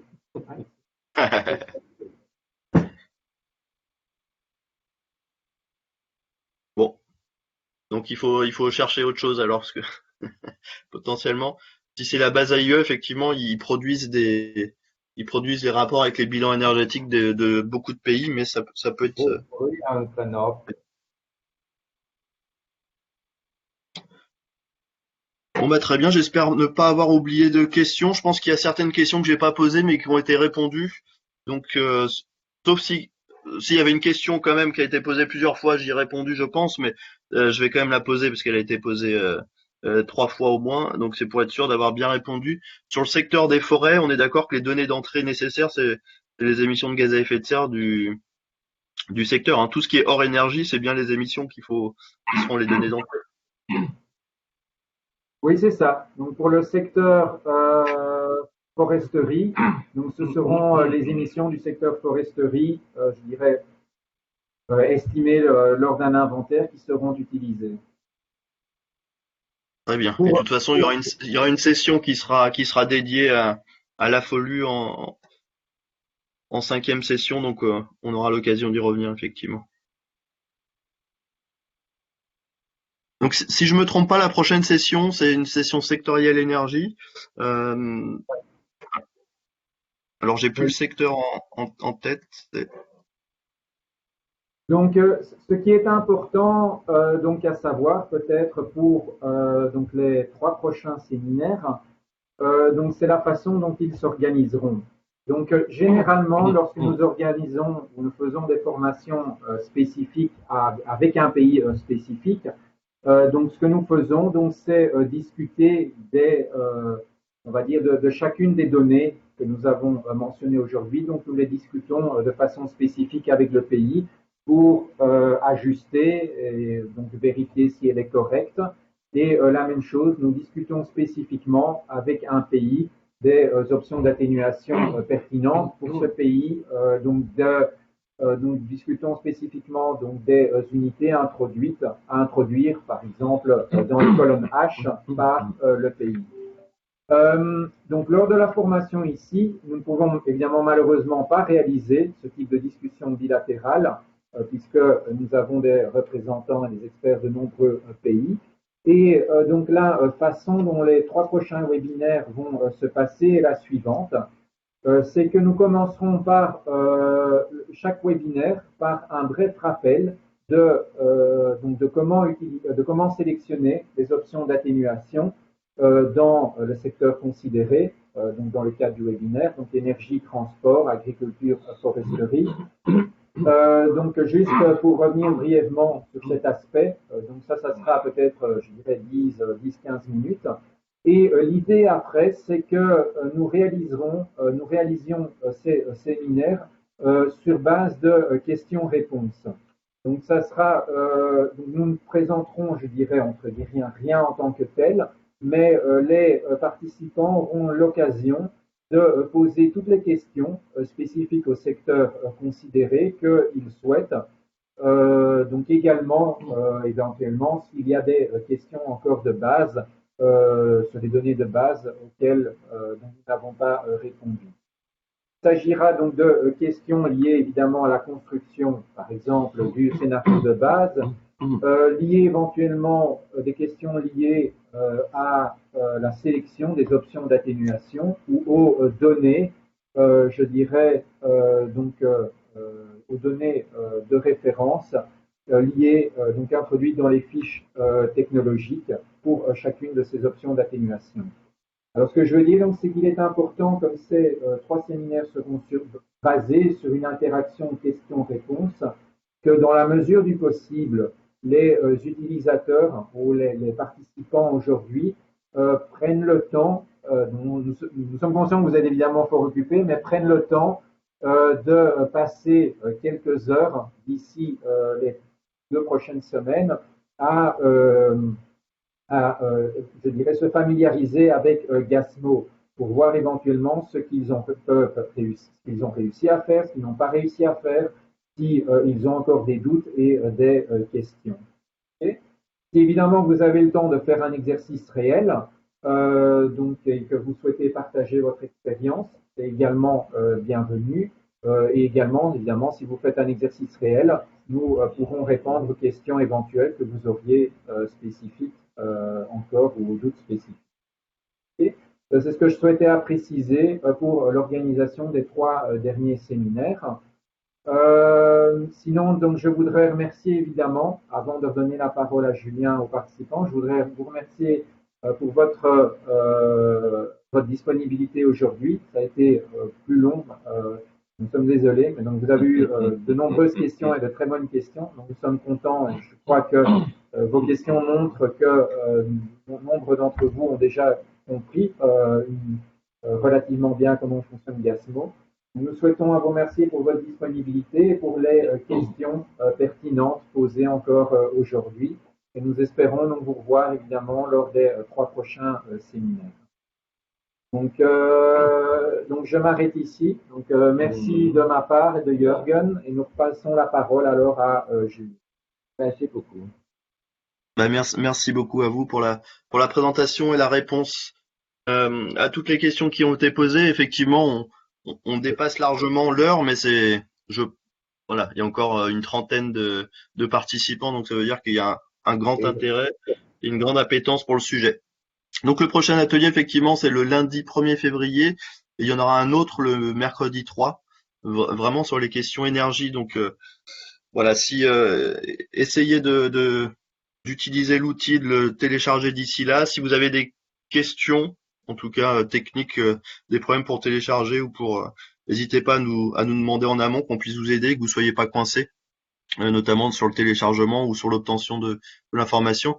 Et je vous le rappelle, donc toutes les enregistrements seront disponibles. On pourra vous dire où, mais c'est disponible je crois que Randall a mis dans le chat. C'est disponible sur la chaîne iCat YouTube. Et donc, vous pourrez regarder ça quand vous ferez les tests. Et également, on vous enverra donc le fichier Excel qui a été présenté aujourd'hui et qui est complété avec l'exemple du Togo, en sachant que c'est un exercice et ce sont pas les données définitives du Togo, donc à bien garder en tête. Pour ma part, je vous remercie également et puis on se revoit dans 2 semaines. Et merci de compléter le questionnaire quand vous partirez. Vous allez tomber sur le questionnaire et ça va fonctionner. Et donc voilà, il y a Randa ou Joseph qui ont remis effectivement le lien YouTube pour retrouver les présentations. Merci beaucoup et à très bientôt. Bonne journée, au revoir. Merci, au revoir. Merci.